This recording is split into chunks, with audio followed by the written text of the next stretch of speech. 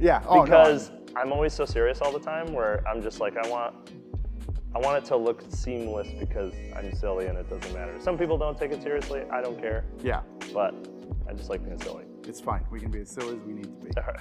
All right. So, ladies and gentlemen, we are here with Shamus of TCS, and he has that right there, which we were talking about it earlier. We might consider this the best Honda fit on the planet. I think so. I've seen a lot. I'm a little bit biased, but when you really start getting into the nitty-gritty details, I kind of think that this is the best one on the planet for a number of reasons. But it's a bold statement, but he's going to walk us through why we've kind of come to that conclusion. I'm here to justify. Yeah, we're going to make sense of everything. So let's start right from the beginning. What year, how did it come in? How did the project come to be? Okay, so as I had mentioned in the podcast, which if you guys are seeing this and not seeing the podcast, if you want to go back and sort of listen about some of the details of how we got into the Honda Fit, space, you can go back and check that out. But basically, this started as a 2010 Honda Fit Sport Automatic. Our customer, Ron, had always been a fan of the fits that I had been building out and prepping for track and stuff like that. And he sort of, was getting tired of his Fiat 500 and, was kind of tired of having the performance ceiling that those cars are sort of kind of capped out at. And he just basically said, like, how far can we go? Like, how far can we take it? What have you developed? What can we do to sort of make this kind of the best street and track, kind of all-around vehicle? So, we put together kind of a plan, and that, of course, evolved throughout the process. But basically, he sold a 993 C2S and decided like he was we'll go ham on the fit, But it started life as a 2010 Sport Automatic, and the car had to be white because the Type R heritage of Honda has always had championship white, which this is taffeta white, but we wanted to start with a white base. We found the car in Tennessee for him. It's got about 40,000 original miles on it. It was single owner. They used it as like a tow-behind vehicle behind their RV. And it was very, very clean. It was outside of the rust belt. It was really exactly what we were looking for. The only sort of downfall was that it was automatic, which was fine, we took care of. But basically we bought it like that and started our entire process on it. What is your first step in the process? So the first step in the process is, first of all, putting the plan together, right? We wanted to have a target as far as where we were going to try to go for performance level, for horsepower output, for sort of use case. He still does want to be able to drive it on transit to and from the track. He has a number of other daily drivers that he can use for daily commuting and stuff, but he didn't want something that was sort of slated for only being able to be put on a trailer to be brought to the track. So that kind of set the initial boundaries for what we could do. He wanted air conditioning, he wanted cruise control, he wanted all the OEM functions. So it was basically put the plan together, find the chassis, get it shipped up, and then we disassembled it because we kind of have like a streamlined process by which we put everything together. So the original motor and transmission was pulled out. We did our modifications to the strut towers, which we'll show you in a little bit here. It was just really putting the plan together and creating a selection of parts in order to make sure that it was, checking all the boxes.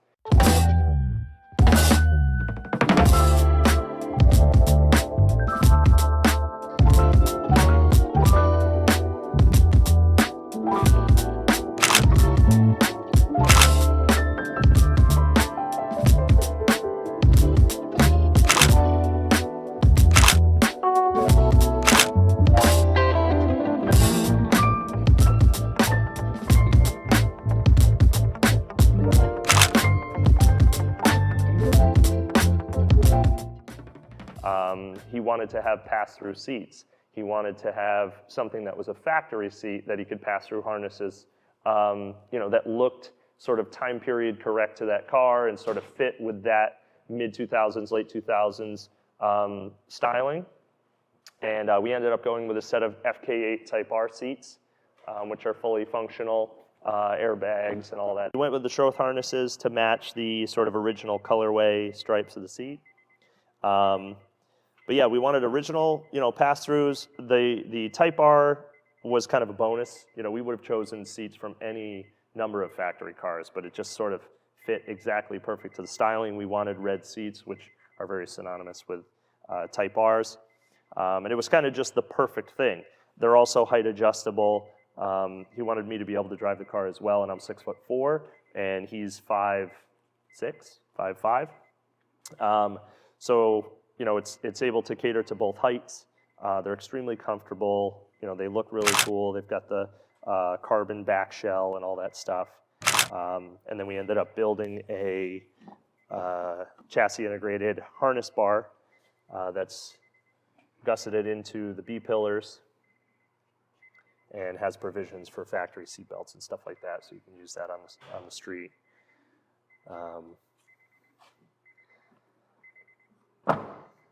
As far as interior, that's basically it, with the exception of a 9th gen SI knob and then the Fit Sport pedals. I think you mentioned the analog, the dash too, right? Correct, yeah. So all Fits in the US market had a blue background dash. And it's one of those small details where Type Rs, usually have some sort of a red background or a, amber background. So in the UK, the 1.4 SI has orange backlit. And you'll see, I've got the passenger door open, which in the UK would be the other side or whatever, but they're a miles per hour market. So it was just kind of the perfect seamless integration there. Otherwise, it's primarily stock on the inside, 9th gen SI knob, with nice leather red stitch. The shifter box is OEM fit, so we make an adapter cable set that we use in-house to adapt the factory fit shifter to the K-Series transmission. And then I guess transitioning directly into the K-Series, I assume by this point people have realized that this is a K-swap car. So when it came to the motor, he really kind of wanted to go all out. The goal was to sort of be ridiculous. He wants to beat up on Porsche and BMW guys at the track. So the target was 300 wheel. And we ended up hitting that just a hair over, 309 wheel horsepower. This is a pump gas motor. K24 bottom, 12-to-1 compression. It's a 4-piston CNC ported Pro 156 head, Drag Cartel 3.2 cams, SuperTech valve train, springs, retainers. It's a BC Maxi Light rod. I think it's a 415 gram connecting rod with a 375 gram SuperTech piston, 12-to-1. And SBS ported intake manifold. Originally started life as an RBC, so like a 06 to 2011 Civic. Mm-hmm. It's a 64 millimeter throttle body, which would have been factory for the 9th gen Civic Si. A lot of guys are like, oh, you need a 70 mil, you need a 72, you need a 74. From what we've found, you don't need that in order to hit those peak power numbers, and you gain all of that mid-range torque from airflow by keeping the diameter small enough, or let's say just the minimum required in order to hit the target. All fresh 9th gen transmission with a 06 to 2011 FD2 Type R 506 final drive, FD2 limited slip differential. It's got SuperTech, it's got Synchrotech, carbon line synchros throughout.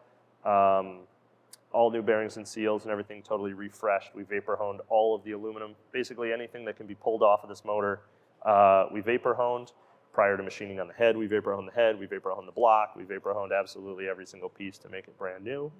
And then as far as accessories and tensioners, idlers, alternator, AC compressor, all that stuff is just brand new for reliability.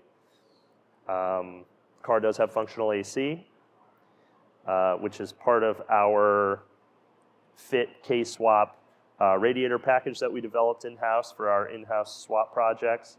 And that takes and moves the radiator forward and underneath the radiator support. It's a small, subtle thing, but just having the ability to work on the car as if it were a factory car, it really, really helps a lot.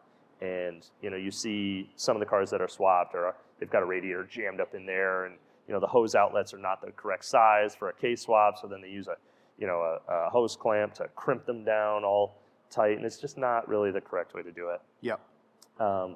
It works, it's functional, sure, but it's one of those small, subtle details that, like, if you're overlooking that, what else are you overlooking in the project? I was going to say, that's something you guys really put an emphasis on, is just the details of not only fit, form, but like functionality as well. Right. It just has to look and feel and integrate as if it was intended to be there. No shortcomings, no shortcuts.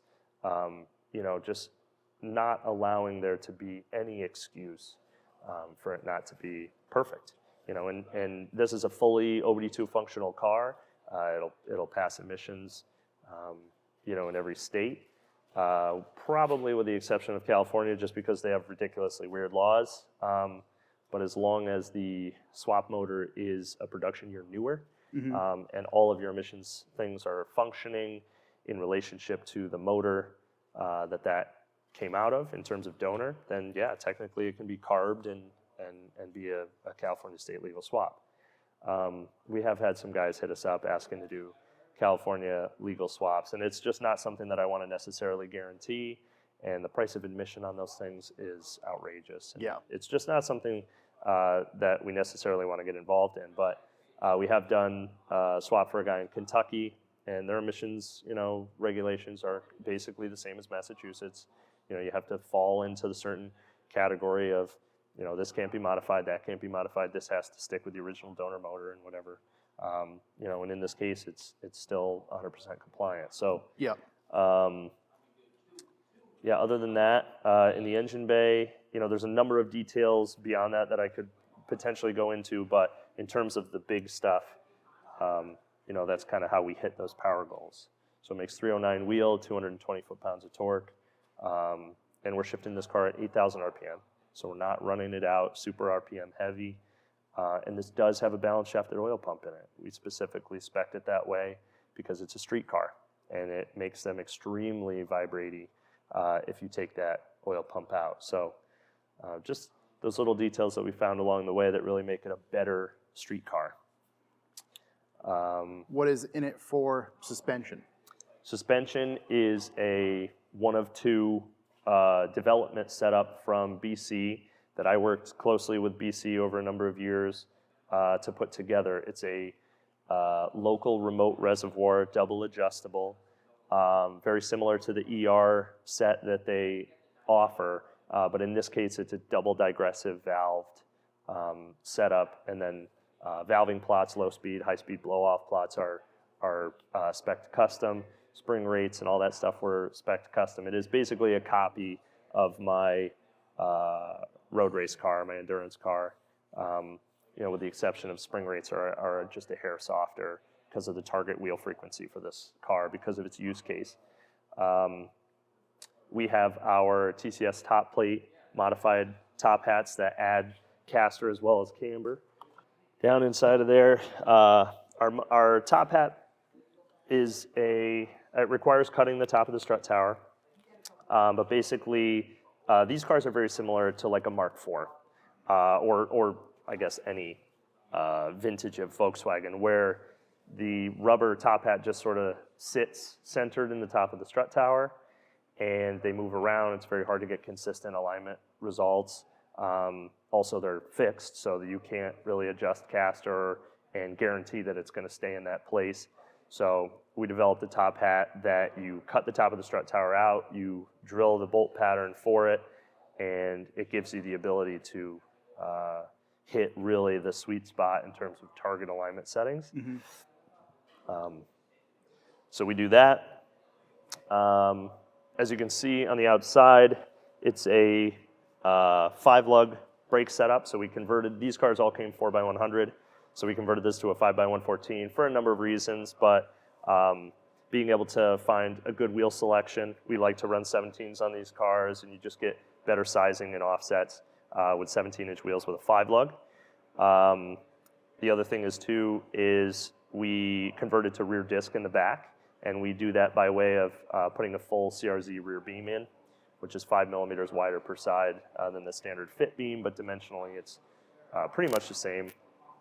There are some differences in terms of internally welded sway bars and this and that, but we wanted rear disc, we wanted 5-lug, we wanted the track width, so the CRZ beam is kind of just the perfect solution to all those problems.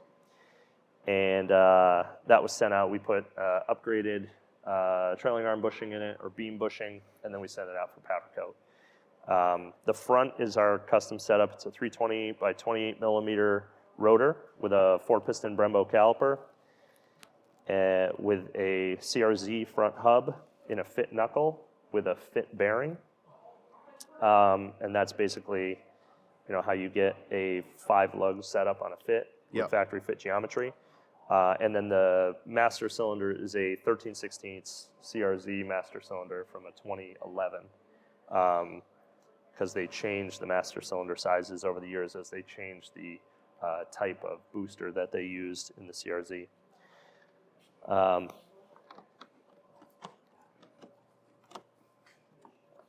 Some people have used 07 to 08 TL Type S master cylinders, but they don't work so well.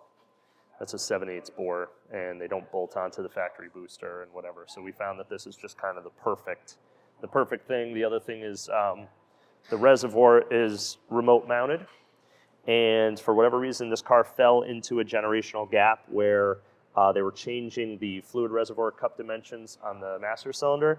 So it's not like you can use an older generation like a 08 whatever 1-inch master cylinder or something like that, because the reservoir cup will not work, and you need the remote reservoir cup in order to get the fluid down under the cowl. So the CRZ is really kind of just the best option for that. In terms of looks, the outside is it's a new old stock Mugen lip. This was a factory option in the United States in 2010 or 2011. Where you could get a Mugen fit from the dealer. We like the original sport side skirts and rear wing and rear bumper spats, but we like to use the Mugen front lip when they're available. They're extremely hard to find because I bought them all up, so no one else can have them. But so we have a few left, and this was kind of the perfect situation for the use of this lip. And other little details, these are base model headlights because they have a kind of a grayish, gunmetalish black shroud on them instead of like a high gloss shroud, which I think was just kind of a cooler, like a base model-y look. Type Rs were always kind of stripped down. So they always had sort of the lowest cost stripped down parts, and it was all about performance. The wheels are Enki PF05. Front is a 17 by 8.5 plus 35. And the rear is a 17 by 7.5 plus 45. And then that's on a 235, 215 stagger with Falcon Azenis RT660. I don't know if we talked about the exhaust. Mm-hmm. So that's the other thing. So this is a 4-port head swap, which a lot of guys who run these second-gen fits end up doing a single-port exhaust. So we did a 4-port head conversion on an R40 block, which is 9th gen or 2nd gen TSX block, because we need the crank for that. And we built a custom header. It's 1 7/8 primary, and I think they're 23 or 24 inch primaries to first merge, and then it's 11 inches from first merge to second merge, and then it's a 3-inch oval pipe exhaust all the way through, custom built, because these cars are very hard to get 3-inch exhaust underneath the floor. So that's hence the oval. Yeah. So we picked up a lot of ground clearance by going oval. to a stainless bros 3-inch muffler. And it's hard to keep these things quiet. K-Series are pretty loud. We do not have a mid resonator. We just have a cat. Basically every car we build has a cat. This whole fallacy around cats reduce power and whatever. I mean, maybe that was the case back in the day, but now, I mean, high flow cats, they're high metal, they're high flow, they're expensive, but they don't rob power and they make your car not smell. So we like to run cats on everything because it's just like, why have a stinky car for no reason? Yep. But yeah, so custom all the way through, and then that's V-band up over the axle. All oval pipe everywhere, with the exception of transitions to the V-bands. I mean, I think for the most part, that's it, kind of in a nutshell. I know it's kind of a bold claim to say that it's the best one ever built, but in terms of how the car works and functions and how everything's seamlessly integrated, and I mean, ABS, cruise control, AC, maintenance minder, all the stuff works as if it was intended to be there. Airbags, occupancy sensors, weight sensors in the rails, all of it. It's just, there's a lot of little details that people would have overlooked. And yes, that adds cost in order to sort of hit the mark on that. But it's just worth it. It's worth it to do it right. The car is tuned on Honda Flash Pro, which we tuned it here in-house. How long is the overall project took? I would say this was about a year. It was about a year. A lot of it was waiting on parts for the motor. Anytime you have a motor hemmed up in the machine shop, it's going to take a long time. So we were probably 3-4 months wait time just in the machine shop and getting the cylinder head back from 4-piston and, assembly and cleaning and this and that. But we probably purchased this car around October, November time, 2021. Okay, so we're pretty much there. So about a year, yeah.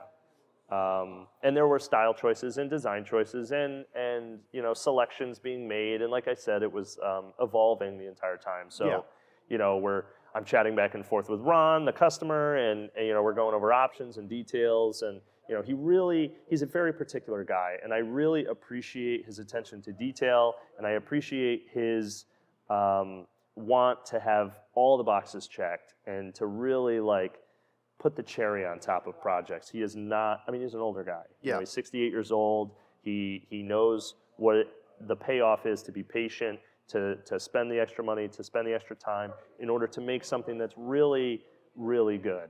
And he gave us really artistic freedom to do the entire car kind of the way that we envisioned it should be or could be. And was just extremely supportive the entire time, and loved to be involved in the process and loved to be part of the growth and evolution of the project, and just to see how it all sort of came out in the end. Has he seen it in its final form yet? I sent him a picture just previously, shortly before filming this video, but he's been here a lot. He stops by all the time and checks it out and loves to see the progress, and he has a mechanical understanding and a mechanical background, and he loves to get in and look at the details and really soak it all in and just sit there and kind of stare at a lot of the details that we put into the car that it's so hard for me to explain, right? Kind of how those details get me excited, you know what I mean? Some people will be able to zoom right in and go, wow, look at that, look at this, look at that. But it really takes some time. You really got to think about all of the things that have changed and how they're going to work together. Just how they're going to work together and how much different it is from stock. If you know anything about these cars stock and you've looked at these cars stock, it would take you a long time to find all the little things and to understand all the little things and the tweaks and the things that we've done. It's got custom axles from Raxels in it. It's got CRZ aluminum lower control arms, forged aluminum instead of the steel ones. Just so many little nuances that, right. we want to give a roundabout view of what it is and what you guys did, but there's so much more in detail that we could get into and take days almost. I'm like forgetting. I feel like I'm not doing the detail portion of this any justice because I'm forgetting about the things that we did. And as I talk about it, like, memory kind of comes flooding back. I mean, anything that was touched on this car was replaced, brand new. Brand new knuckles, brand new bearings, brand new hubs, brand new beam, everything was brand new. Where really the only thing that's original and remaining is like the shell, the dashboard, and the rear seats. Yeah. Like everything else has been completely redone and replaced. And the car is just an absolute monster to drive. And it's going to be an absolute monster on the track. Yeah, I don't know. Well, I think that's a good place to end. I guess. Yeah, I guess that's a good place to end this. We want to see more of you, your shop, and this car certainly over the next few months or so. Mm-hmm. But it's a good introduction to why we think this might be the best fit on the planet. Yeah. Prove me wrong. Prove me wrong.